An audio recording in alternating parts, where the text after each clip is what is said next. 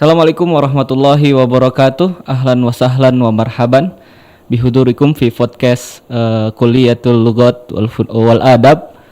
Wa ma'ana al-an Ustadz Muhammad Zaka Al-Farisi karaisin fi qismi ta'limil lughah al-arabiyyah bi Kulliyatil Lughat wal Adab Jami'atu Indonesia At-Tarbawiyah. Ahlan wa sahlan Ustadz Zaka.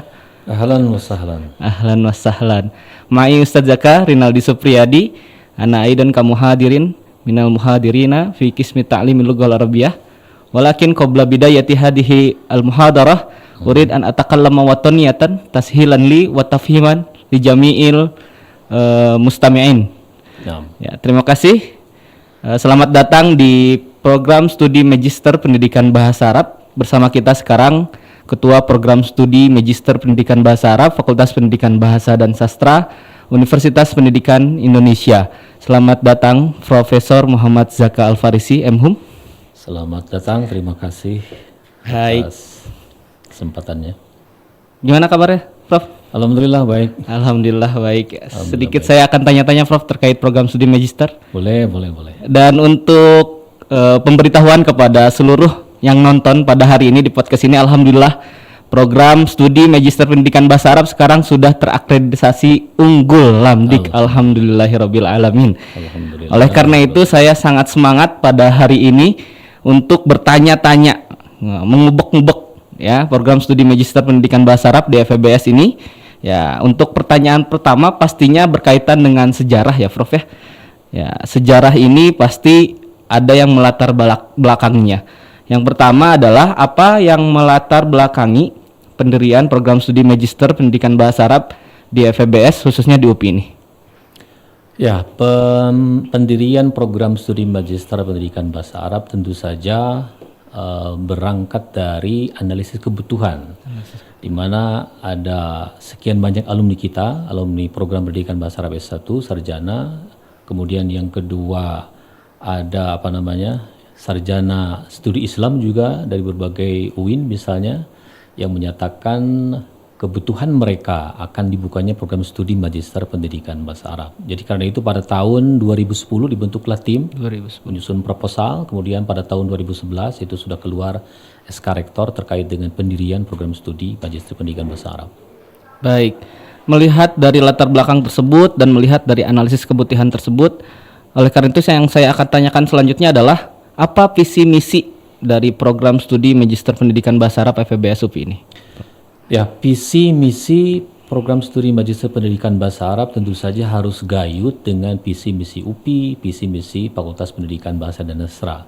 Jadi karena itu tim perumus visi misi membuat satu konsepsi terkait dengan visi program studi Magister Pendidikan Bahasa Arab, yaitu menjadi program studi magister pelopor dan unggul dalam penyelenggaraan program pendidikan bahasa Arab di tingkat internasional pada tahun 2025. Nah, kemudian dari visi tersebut lahirlah beberapa misi yang harus diemban oleh program studi Magister Pendidikan Bahasa Arab. Yang pertama, menyelenggarakan program studi Magister Pendidikan Bahasa Arab yang bisa menghasilkan lulusan yang inovatif, kreatif, kompetitif, dan berakhlak karimah. Dan yang kedua, menyelenggarakan kegiatan penelitian yang berkualitas. Dan yang ketiga, menyelenggarakan kegiatan pengabdian kepada masyarakat berbasis riset-riset unggulan. Dan yang keempat itu membangun jejaring di tingkat nasional maupun internasional untuk memperkuat pendidikan bahasa Arab dan pembelajaran bahasa Arab tentu saja. Ya, intinya kita akan ke taraf internasional ya, Prof ya, insyaallah. Ya, baik, dari situ maka yang akan saya tanyakan selanjutnya lagi adalah apa yang membedakan program studi Magister Pendidikan Bahasa Arab ini dengan program studi serupa di universitas yang lain? Ya, sebelum menjawab yang itu juga Pak Aldi, kita sedang menunggu hasil akreditasi nasional AQUIN. Ya. Mudah-mudahan di bulan Maret ini kita mendapatkan kado istimewa. Amin. Kita mendapatkan predikat unconditional, mudah-mudahan. Amin. Terkait dengan pertanyaan yang tadi, yang menjadi pembeda atau ciri khas program studi pendidikan Magister Bahasa Arab UPI, yang pertama adalah penguatan di dalam bidang penerjemahan. Karena itu salah satu profil lulusan yang ingin dihasilkan oleh program studi Magister UPI itu adalah penerjemah. Nah, kemudian yang kedua yang menjadi ciri khas program Magister UPI itu, Bahasa Arab UPI itu adalah di dalam struktur kurikulumnya ada mata kuliah kajian keislaman atau dirasah Islamiyah. Dan mungkin itu yang menjadi kekhasan kurikulum kita begitu. Jadi bidang penerjemahan dengan kedirosah Islamiahannya. Karena tidak bisa dilepaskan bahwa Magister Prodi Bahasa Arab itu dari kajian-kajian keislaman. Jadi karena itu aspek dirosah Islamiyah itu masuk ke dalam struktur kurikulum program studi Magister Pendidikan Bahasa Arab. Baik. Di samping itu, Prof, saya ingin mengetahui dan mengenal siapa saja dosen yang mengajar di program studi Magister Pendidikan Bahasa Arab dan apa saja keahlian dan pengalaman dari beliau-beliau ini. Ya, alhamdulillah tenaga pengajar program studi Magister Pendidikan Bahasa Arab itu ada 5 orang guru besar, termasuk saya, ada Profesor Sihabuddin, ada Profesor Maman Abdurrahman, ada Profesor Yai Nurbayan, dan 3 orang doktor, ada Dr. Asep Sopian, ada Dr. Nunung Nur Samsia, ada Dr. Ahmad Ali. Jadi karena itu dari sisi kepakaran juga tidak perlu disangsikan lagi. Ada yang ahli dalam bidang linguistik terapan bahasa Arab, ada yang kepakarannya dalam bidang penerjemahan, ada yang kepakarannya dalam bidang pendidikan karakter, ada yang kepakarannya dalam bidang semiotika dan lain-lain. Saya kira itu cukup representatif menggambarkan berbagai keahlian yang beragam di program studi Magister Pendidikan Bahasa Arab. Baik. Kalau Prof sendiri keahliannya di bidang apa, Prof? Saya sendiri dalam bidang linguistik terapan bahasa Arab. Jadi karena itu selain mengkaji bidang penerjemahan, saya juga mengkaji aspek fonetik fonologi, pembelajaran dan lain-lain begitu. Lebih luas ya, Prof? Lebih luas lagi. Alhamdulillah. Tidak sekadar di penerjemahan. Baik. Selanjutnya ini untuk siapa saja yang akan masuk ke program studi Magister Pendidikan Bahasa Arab ini, yang ingin diketahui oleh mereka itu adalah fasilitas apa saja yang tersedia bagi mahasiswa program studi Magister Pendidikan Bahasa Arab, Prof? Ya, Universitas Pendidikan Indonesia tentu saja dalam hal sarana dan prasarana, fasilitas itu tidak perlu disangsikan lagi. Jadi program studi Magister Pendidikan Bahasa Arab itu punya ruang kuliah yang representatif. Ada smart class, kemudian juga ada micro teaching, juga ada laboratorium bahasa. Jadi semuanya sudah, bahkan sebentar lagi kita akan punya lab interpreter. Mudah-mudahan akan segera terwujud di tahun ini. Amin. Jadi semakin melengkapi fasilitas pembelajaran di program studi Magister Pendidikan Bahasa. Termasuk kita juga ini punya ruang podcast ya, Prof ya, iya. Yang sekarang kita sedang manfaatkan. Betul. Jadi banyak sekali para calon mahasiswa fasilitas-fasilitas, dan pastinya fasilitas-fasilitas ini menjadi representatif bagi teman-teman yang ingin masuk ke program studi Magister Pendidikan Bahasa Arab. Baik, Prof. Tadi sudah pengenalan terkait program studi. Yang saya akan tanyakan kembali berikutnya adalah tentang kurikulum dan pembelajaran, Prof. Yaitu bagaimana atau apa struktur kurikulum prodi studi Magister Pendidikan Bahasa Arab, Prof? Jadi sebetulnya program studi Magister Pendidikan Bahasa Arab dalam waktu dekat ini akan mengadakan revisi kurikulum. Dan revisinya revisi besar-besaran mayor, sepertinya, ya, mayor. Nah, tetapi yang akan kami jelaskan pada kesempatan kali ini tentu saja ada kurikulum yang sedang berjalan. Jadi ada 2 hal. Yang pertama, jumlah SKS-nya 36 itu bagi mahasiswa yang linear. Artinya mereka berasal dari program pendidikan bahasa Arab. Yang kedua, 48 SKS itu bagi mahasiswa yang S1-nya tidak linear, bukan pendidikan bahasa Arab. Ada kasus misalnya mahasiswa program studi Magister Pendidikan Bahasa Arab dari ITB. Mau tidak mau misalnya mereka harus mengambil 36 plus 12 mata kuliah unfullen. Jadi totalnya adalah 48 SKS. Nah, termasuk di dalamnya adalah tesis sebanyak 8 SKS. Kemudian struktur kurikulumnya itu secara garis besar terbagi ke dalam. Yang pertama ada mata kuliah keahlian pascasarjana, itu ada 7 SKS. Ada mata kuliah kajian pedagogi, filsafat, ilmu dan lain-lain. Kemudian yang kedua ada mata kuliah keahlian inti program studi, itu ada 15 SKS. Ada mata kuliah usulun nahwi, ada mata kuliah macam-macam. Kemudian yang ketiga, mata kuliah keahlian pilihan program studi, itu ada 6 SKS. Yang disediakan itu 24 pilihan, tetapi yang harus diambil itu hanya 6 SKS, termasuk di dalamnya misalnya ada mata kuliah ilmu logo wa tarjamah. Jadi kemudian yang keempat itu ada struktur mata kuliah onfulen yang ini khusus disediakan bagi mahasiswa yang non-linear, yang tak sebidang. Mereka diharuskan menambah 12 SKS untuk menjembatani atau sebagai penyesuaian kaitannya dengan kurikulum program studi bahasa Arab. Baik. Saya kira itu. Baik, terima kasih Prof. Jadi teman-teman yang non-linear terkait kebidangan bahasa Arab bisa juga mendaftarkan diri ke program program studi Magister Pendidikan Bahasa Arab. Jadi jangan takut. Namun memang ada mata kuliah tambahan ya Prof ya terkait Anfulan itu ya. Betul. Baik, terima kasih Prof. Selanjutnya kami dari para penonton pengen tahu bagaimana metode pembelajaran yang diterapkan khususnya di program studi Magister Pendidikan Bahasa Arab Prof. Ya, secara garis besar proses belajar mengajar di program studi Magister Pendidikan Bahasa Arab itu ada dua. Pertama tatap muka, yang kedua tatap maya. Jadi tatap maya itu maksimal 6 pertemuan. 6 pertemuan. Nah, selain itu yang paling penting adalah semua proses belajar mengajar itu dilakukan atas dasar kalau tidak case method itu project based learning. Jadi karena itu lazimnya perkuliahan itu melibatkan yang pertama mini research atau misalnya pada kasus mata kuliah penerjemahan bisa mini research atau bisa menerjemahkan buku, menerjemahkan novel sebagai project mereka terkait dengan mata kuliah tersebut. Baik, terima kasih Prof. Selanjutnya ada nggak kesempatan Prof bagi mahasiswa untuk melakukan penelitian atau magang? Khususnya di pendidikan ini magangnya pastinya ke sekolah Prof gitu.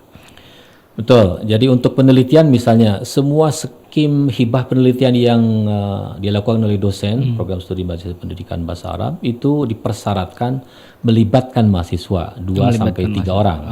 Jadi karena itu terbuka keterlibatan mahasiswa untuk memperdalam, mengasah keahlian mereka di dalam bidang penelitian, masuk ke dalam tim riset yang lakukan oleh dosen. Dan karena salah satu profil lulusan program studi Magister Bahasa Arab juga adalah menjadi peneliti. Selain menjadi pengajar itu menjadi peneliti juga. Nah, kemudian juga ada skim penelitian yang khusus diperuntukkan bagi mahasiswa program pasca sarjana itu skim pasca sarjana. Jadi mahasiswa berkolaborasi dengan dosen itu bisa mengajukan hibah penelitian yang didanai oleh kementerian dan itu tentu saja melibatkan atau kolaborasi antara dosen dengan mahasiswa. Terkait dengan magang misalnya ya pasti mahasiswa juga akan terlibat dalam kegiatan-kegiatan di sekolah misalnya atau di lembaga-lembaga terkait yang nantinya akan bertemali dengan rencana penelitian mereka untuk penyelesaian studi. Baik, terima kasih Prof. Terus untuk sistem penilaian di program studi Magister Pendidikan Bahasa Arab ini bagaimana Prof? Jadi secara umum ada beberapa poin yang terkait dengan sistem penilaian di program studi Magister Pendidikan Bahasa Arab. Yang pertama adalah penilaian itu didasarkan pada aktivitas partisipatif. Itu di kisaran 25% bobot penilaiannya. Kemudian yang kedua adalah hasil proyek. Hasil proyeknya bisa berupa mini research seperti yang tadi disebutkan atau berupa menerjemahkan buku kalau pada mata kuliah ilmu logo wa tarjamah. Kemudian yang ketiga adalah aspek kognitif atau aspek pengetahuan yang meliputi pertama tugas itu 10% poinnya.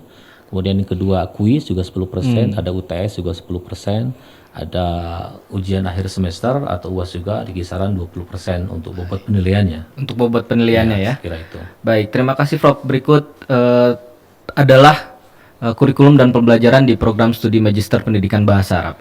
Selanjutnya lebih kepada prospek karirnya Prof di program studi Magister Pendidikan Bahasa Arab ini khususnya apa saja sih Prof peluang kerja bagi lulusan program studi Magister Pendidikan Bahasa Arab? Ya, sesuai dengan profil lulusan, yang pertama tentu saja adalah menjadi pengajar. Menjadi pengajar itu bisa menjadi guru, bisa menjadi dosen, dan sudah banyak alumni kita yang tidak hanya menjadi guru tentu saja, tetapi juga menjadi dosen di berbagai perguruan tinggi. Yang kedua, penerjemah yang tadi sudah disebutkan salah satu poin yang menjadi penguatan profil lulusan itu dalam bidang penerjemahan, sehingga profil lulusannya adalah menjadi penerjemah. Kemudian yang ketiga menjadi peneliti. ada sejumlah mata kuliah yang terkait dengan bidang penelitian, kemudian juga keterlibatan atau peluang keterlibatan mahasiswa dalam kegiatan penelitian dosen dan berbagai skim penelitian yang ada.